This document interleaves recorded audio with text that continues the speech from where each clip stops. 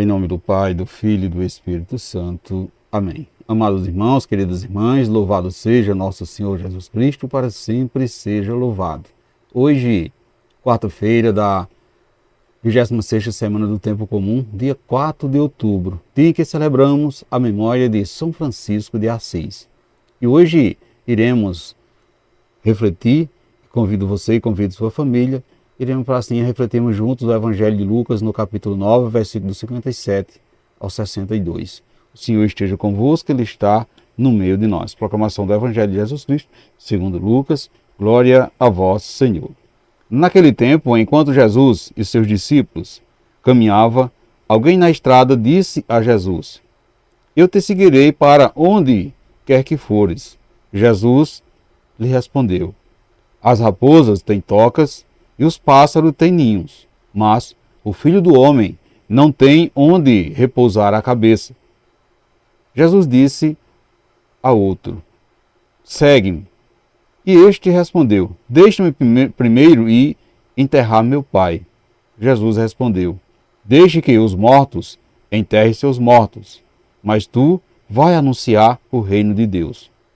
O outro ainda lhe disse: Eu te seguirei, Senhor, mas deixa primeiro despedir-nos dos meus familiares. Jesus, porém, respondeu-lhe: Quem põe a mão no arado e olha para trás, não está apto para o reino de Deus. Palavra da salvação, glória a vós, Senhor. Meus irmãos, minhas irmãs, os primeiros passos para os que seguem Jesus em seu caminho são disponibilidade contínua, capacidade de renunciar à segurança, como o dinheiro, o poder, a fama, etc. E, iniciando o caminho, não voltar para trás por motivo algum. Cada uma das três cenas de encontro de Jesus com pessoas chamadas a segui-lo ilustra a radicalidade do seguimento. Meus irmãos e minhas irmãs, é preciso uma grande dose de despojamento para dar o passo. Sem isso, essa experiência ficaria sem efeito, já no início. A primeira cena aponta para o destino de pobreza e insegurança a que estão fardados os seguidores de Jesus. Ele mesmo sabia-se desprovidos de segurança oferecida por uma estrutura familiar ou qualquer outra. Não podia contar com nada que lhe pudesse oferecer estabilidade. Sua existência era realmente precária sob o ponto de vista material. Estava sempre na dependência da generosidade alheia. A segunda cena, sem pretender pôr em discussão as obrigações próprias da piedade filial, indica estar o discípulo a serviço do reino da vida. Portanto, é inútil preocupar-se com a morte física, pois esta é vista na perspectiva da ressurreição.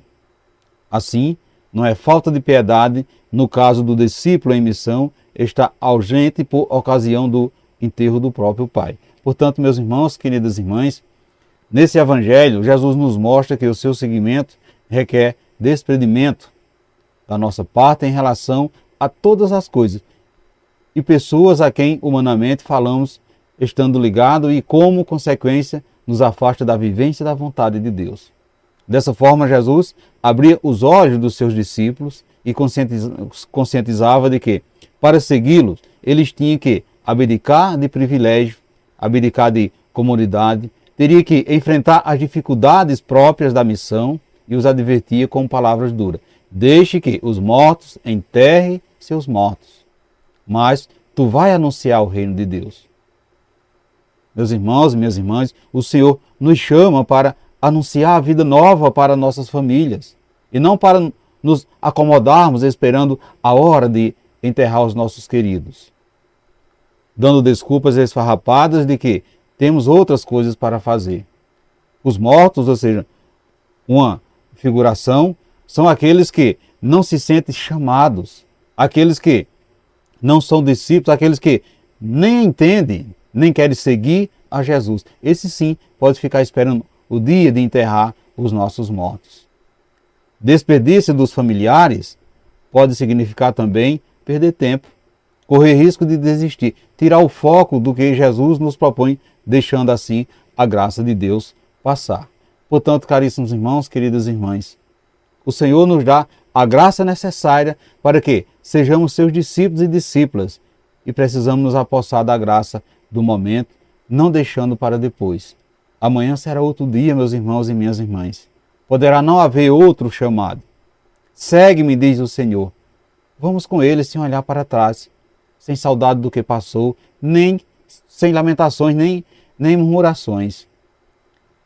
O reino de Deus é presente. O reino de Deus é agora, nesse momento. Felizes seremos todos nós se compreendermos a palavra desse Evangelho. Quem põe a mão no arado e olha para trás não está apto para o reino de Deus. Felizes somos nós se entendermos essa fala de Jesus.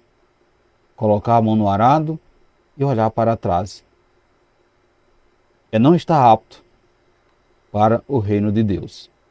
Portanto, meus irmãos, minhas queridas irmãs, você está apto para o reino de Deus? Quais são as desculpas que você tem dado para não seguir a Jesus? Você tem consciência de que, para seguir Jesus, você não deve ter vontade própria nem opinião formada? Você prefere seguir a Jesus ou enterrar os seus mortos? Meus irmãos e minhas irmãs, que tal anunciar a eles que o reino de Deus está próximo? Fazendo isso, você estará seguindo Jesus.